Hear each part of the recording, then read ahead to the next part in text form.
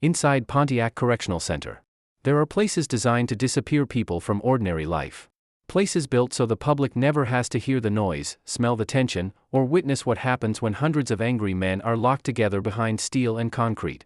Pontiac Correctional Center was one of those places. For decades, its name carried weight inside the American prison system. To some officers, it meant danger. To some inmates, it meant hard time in one of Illinois' toughest institutions. To others, it represented a larger question the country still struggles to answer: what should prison be? Punishment? Control? Revenge? Rehabilitation? Or simply containment until society decides what to do next? Because behind these walls, men were not just serving sentences. They were surviving systems, rivalries, routines, fear, and years of pressure that could break a person slowly. And at Pontiac, when pressure built too high, history shows exactly what happened. Before we begin, subscribe if you appreciate serious crime documentaries, and comment where you are watching from. What happened inside this prison would shock Illinois, reshape security policy, and leave scars that lasted for generations. And what starts as a story about one prison soon becomes a story about America itself. When Pontiac Correctional Center opened in 1973, the United States was entering a new era of incarceration. Crime fears were growing in public conversation. Politicians increasingly campaigned on toughness. Longer sentences became more common. States expanded prison capacity quickly, often faster than they expanded rehabilitation programs or staffing standards. Illinois needed space. But Pontiac was not simply created as extra room for inmates. It was designed to handle difficult populations. Men considered violent, disruptive, escape-prone, or too dangerous for less restrictive facilities. In practical terms, that meant Pontiac would receive inmates many other places did not want. Its design reflected that mission. Heavy concrete structures. Controlled movement routes. Cell blocks built for surveillance. Secure doors layered behind secure doors. Perimeter fencing backed by armed observation points. The architecture sent a message before a single inmate entered: this is a place where control comes first. Yet prison planners often learn the same lesson too late. Buildings can be engineered. People cannot. No amount of concrete prevents tension when overcrowding rises. No steel door can eliminate gang politics. No tower can see every threat forming in whispers. And no blueprint can predict what happens when frustration, violence, trauma, and hopelessness are concentrated together for years. Pontiac opened as a facility. It became an ecosystem. To understand Pontiac, you have to understand that prison life runs on two systems at once. The first is official. Schedules, counts, rules, disciplinary codes, movement procedures, orders from staff. The second system is unofficial. Who commands respect? Who owes money? Who is protected? Who is targeted? Who can access contraband? Who can influence others? Who should never be crossed? Every prison develops that second system whether administrators acknowledge it or not. At Pontiac, where many inmates arrived with violent histories or reputations earned elsewhere, unofficial power often mattered as much as official authority. A new inmate stepping into a housing unit might think he was entering a room full of strangers. He was not. Others were already evaluating him. How nervous does he look? Does he know prison etiquette? Does he stare too long? Does he talk too much? Is he affiliated with a gang? Is he vulnerable? Has news of him arrived before he did?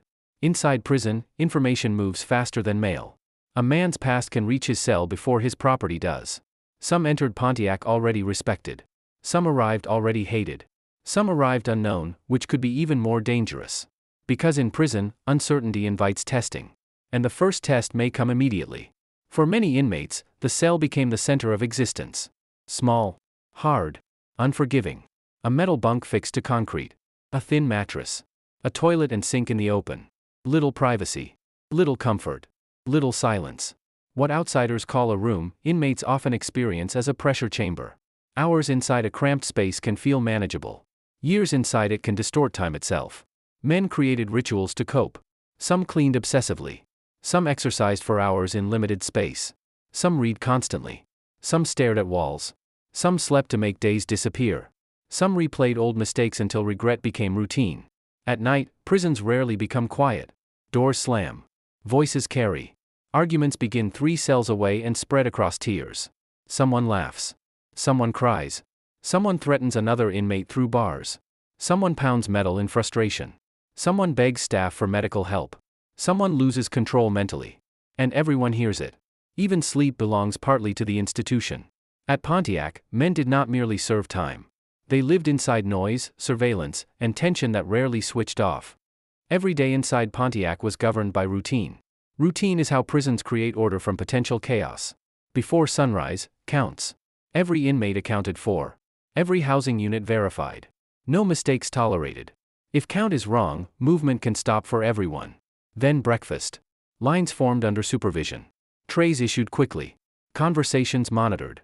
Return to cells or movement toward assignments depending on custody status. Then more counts. More waiting. More locked doors. To outsiders, prison may look like constant activity. In reality, prison life often consists of controlled waiting interrupted by brief moments of movement. Waiting for chow. Waiting for yard. Waiting for mail. Waiting for showers. Waiting for visits. Waiting for release. Waiting for news from court. Waiting for years to pass. At Pontiac, routine was also psychological. Predictability reduced uncertainty. When schedule held, tension stayed manageable. But when routine broke down, everything could shift fast. A delayed meal. A cancelled yard. A rumor of staff misconduct. A search that triggered resentment. An inmate not returning from movement. What seems minor in free society can become major inside confinement. Because prison populations do not experience inconvenience the way ordinary life does. They experience it as pressure added to existing pressure. And eventually, pressure seeks release. One of the most misunderstood battlegrounds in prison is food. Meals are not only about hunger. They structure the day. They create temporary movement. They become currency. They affect morale more than many realize. At Pontiac, chow hall operations required precision. Hundreds of inmates entering in controlled groups. Staff watching for weapons, contraband, seat disputes, gang clustering, or sudden behavioral changes. A tray line can become dangerous within seconds. One inmate cuts another in line. One debt collector sits beside someone intentionally. One insult is spoken too loudly. One rumor spreads table to table. Experienced officers often watched body language more than words. Who is suddenly quiet? Who keeps scanning the room? Who stands too early? Who is refusing food for reasons others understand immediately? Prison violence often gives warning signs, but only to those trained to recognize them. For inmates, meals also created social maps. Who eats alone? Who eats with a group? Who receives traded items? Who looks nervous? Who has lost status?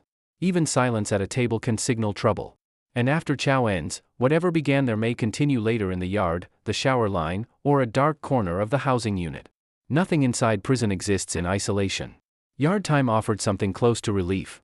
Open air. Movement. Sky above instead of concrete ceiling. For men locked indoors most of the day, that mattered deeply. But yard was never simply recreation. It was politics. Alliances became visible there. Groups walked together. Rivals monitored one another. Messages passed through casual conversation. New arrivals were observed from a distance. Disputes arranged quietly. Sometimes settled violently. Administrators knew this. That is why recreation privileges could be suspended after incidents. Yet removing yard often created new problems. When energy has nowhere to go, it turns inward. Confined men denied movement become more volatile indoors. So prisons face a permanent dilemma. Open the yard and accept risk. Close the yard and increase pressure. Pontiac lived with that dilemma constantly. Some inmates used yard to preserve sanity through exercise and sunlight. Others used it to maintain criminal structures already active inside. The same space that helped one man survive could help another dominate. That contradiction defines many prison policies. Measures that benefit some can empower others. There are rarely perfect choices. Only trade-offs. By the late 1970s, Pontiac's tensions were no secret. Across the country, prisons were struggling with overcrowding, understaffing, aging infrastructure, and rising inmate populations. Pontiac was part of that national picture. Then in 1978, violence exploded into public view.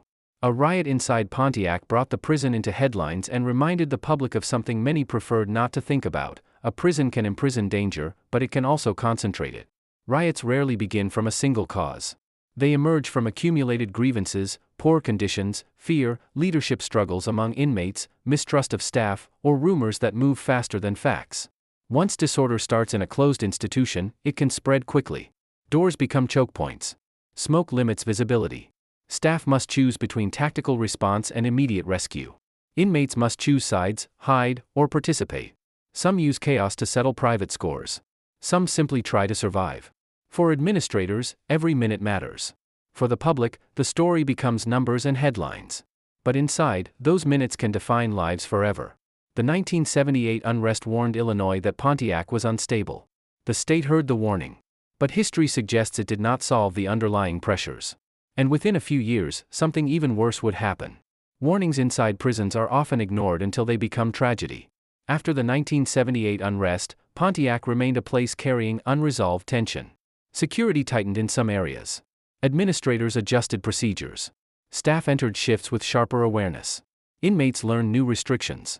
But many of the deeper conditions that produce prison violence do not disappear because new rules are posted. Crowded housing units were still crowded. Distrust between staff and inmates still lingered. Old rivalries did not vanish. New inmates kept arriving. And the prison's reputation continued attracting men considered difficult to manage elsewhere. That combination can create a dangerous illusion. From the outside, order appears restored. Inside, pressure is still building. Then in 1981, Pontiac became the scene of one of the most devastating prison incidents in Illinois history. During a violent uprising, several correctional officers were killed. The shock moved far beyond Pontiac's walls. For prison staff across the state, it was a nightmare scenario made real. For lawmakers and administrators, it was proof that a maximum security prison could become a battlefield in moments. For the officers who reported to work there afterward, nothing would ever feel routine again. And for inmates, the aftermath would transform daily life in ways many had never experienced before. To understand why staff deaths inside a prison carry such lasting impact, you have to understand the psychology of correctional work. Officers operate in close proximity to people who may hate authority, fear vulnerability, or see violence as normal problem solving. They enforce rules in a setting where resentment is constant. They often work with limited resources inside aging institutions built around control rather than trust. Most days pass without catastrophe. But officers know catastrophe is always possible. When officers are killed inside a prison, the message felt by every other employee is immediate. The line between routine and disaster is thinner than anyone wants to admit. At Pontiac, that fear did not remain abstract. It became institutional memory. New hires would hear about it. Veteran staff would carry it. Supervisors would plan around it. And inmates would live under policies shaped by it for years.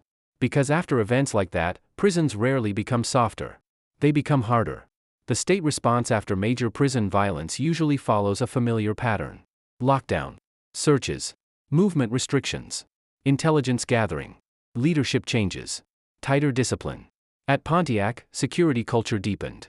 Housing units could remain confined longer. Escort procedures became stricter. Counts more rigid. Searches more frequent. Association between inmates more limited. Every unlocked door was reconsidered. Every routine reevaluated.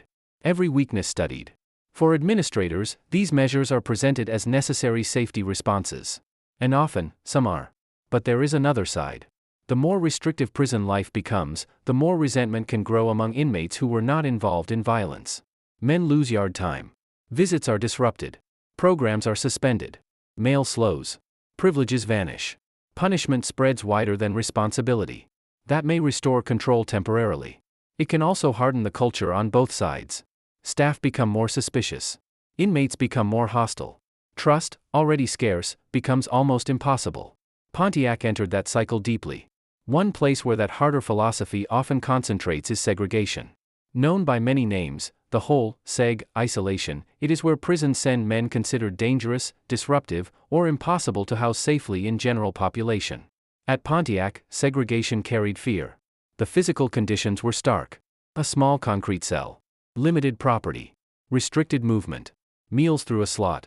Controlled showers. Minimal human contact. Long hours alone. For some inmates, segregation was punishment. For others, it became management strategy. If a man was suspected of organizing violence, he could be isolated. If he assaulted staff, isolated. If he threatened another inmate, isolated. If tensions rose and officials wanted to separate known rivals, isolation again. Administratively, segregation can seem efficient. Remove the problem from the group. But human beings do not remain unchanged in extreme isolation. Some became quieter. Some became angrier. Some developed anxiety, paranoia, depression, or explosive reactions. Some adapted by becoming emotionally numb.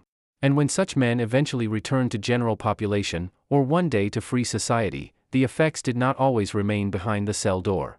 Pontiac became part of a national debate that was only beginning: does isolation reduce violence, or delay it? Despite everything, prison life is not constant chaos. Most days, most inmates are trying to get through the day. That truth is often overlooked. At Pontiac, men developed survival systems. Exercise in tiny spaces. Reading whatever books could be found. Learning prison law. Writing letters. Sleeping strategically to shorten long afternoons. Listening carefully to the mood of the tier. Knowing when to speak and when silence was safer. Some inmates became disciplined in ways they had never been outside. 1,000 push-ups over the course of a day. Strict routines. Careful budgeting of commissary. Studying case law line by line. Others drifted. Gambling debts. Drug use when contraband circulated. Conflicts that escalated from boredom. Time inside prison can sharpen discipline or dissolve it. Often both happen in the same housing unit. And the difference between those paths may begin with one friendship, one enemy, one mentor, or one bad week. In many prisons, official currency is banned. Unofficial currency thrives anyway. At Pontiac, as elsewhere, commissary items could become money. Coffee. Instant noodles. Tobacco in earlier eras. Postage stamps. Snacks. Hygiene products. Anything limited and desired gains value. With value comes debt. And debt inside prison is rarely casual. A mystery payment outside might mean an awkward conversation. Inside prison, it can mean assault, extortion, forced favors, or long-term vulnerability. Some inmates borrowed to survive. Some borrowed to gamble. Some borrowed because refusing would create insult. Experienced inmates often gave the same advice: owe nothing. Accept nothing you cannot repay. Do not eat another man's food without understanding the price. Because prison economies are not really about items. They are about leverage. And leverage can become power faster than fists. Movement inside Pontiac was never simple. To walk from one unit to another might require multiple gates, escorts, pat searches, identification checks, and precise timing. That level of control exists because movement creates opportunity. Opportunity to pass contraband. Opportunity to attack. Opportunity to communicate across groups kept separate. Opportunity to flee. So prisons regulate movement relentlessly. Yet movement also represents dignity. Being able to leave a cell. Attend class. See medical staff. Reach the chapel. Visit the library. Walk outside. When movement becomes too restricted, prison life narrows into pure confinement. At Pontiac, debates over movement were really debates over philosophy.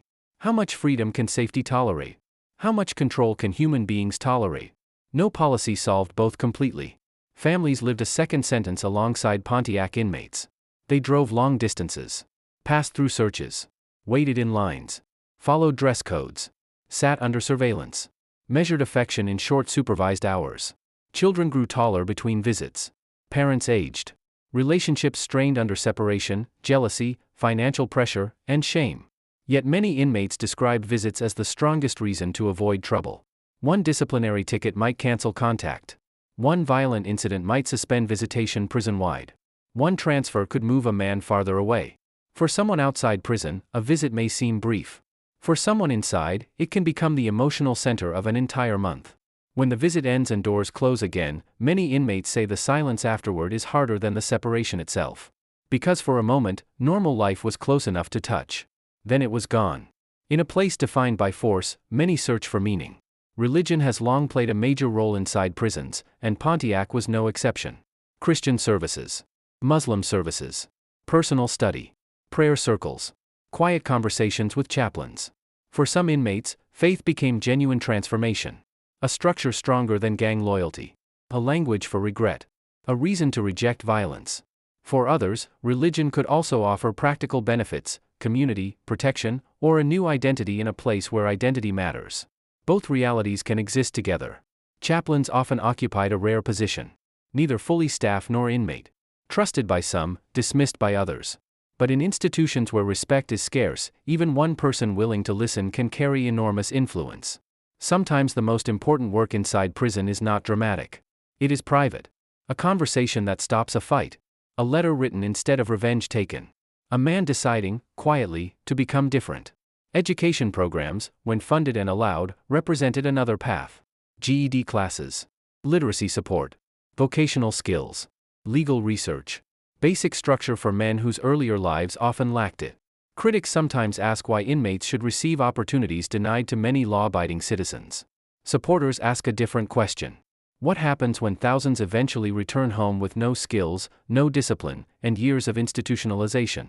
Pontiac reflected that larger American argument. Some saw programs as reward. Others saw them as prevention. Inside the prison, many inmates saw them more simply, a chance to make time mean something. Not everyone took it. Some mocked it. Some sabotaged themselves. Some discovered for the first time that they were capable of sustained effort. A diploma earned in prison cannot erase a victim's suffering. But it may reduce future victims. That is the practical logic reformers emphasize. Whether society accepts it remains contested. Correctional officers also paid prices rarely visible to the public. Shift work. Stress. Hypervigilance. Mandatory overtime. Exposure to threats. Exposure to trauma. Years spent reading danger in faces and body language can change how a person experiences the outside world. Some officers carried prison habits home. Sitting where they could watch exits. Distrusting strangers automatically. Sleeping lightly. Reacting quickly to loud noise. At Pontiac, especially after its worst violence, many staff came to work knowing history could repeat. Some built pride around enduring that environment. Some counted days to retirement. Some left early, exhausted. Any serious account of prison life that ignores staff reality is incomplete. Because prisons are not only where inmates are confined. They are also workplaces where thousands spend careers inside controlled tension. And that affects everyone inside the walls. By the 1990s and 2000s, America began rethinking aspects of mass incarceration. Research on solitary confinement grew. Budget pressures increased. Questions about rehabilitation returned. Violence prevention strategies evolved. Pontiac, like many older maximum security institutions, had to adapt while carrying decades of reputation. Some units changed purpose. Some policies softened. Others tightened after incidents elsewhere. The prison was no longer only the Pontiac of 1978 or 1981. But old reputations outlive policy memos. Inside corrections culture, names matter. Pontiac still meant something. Hard time. Hard men. Hard history.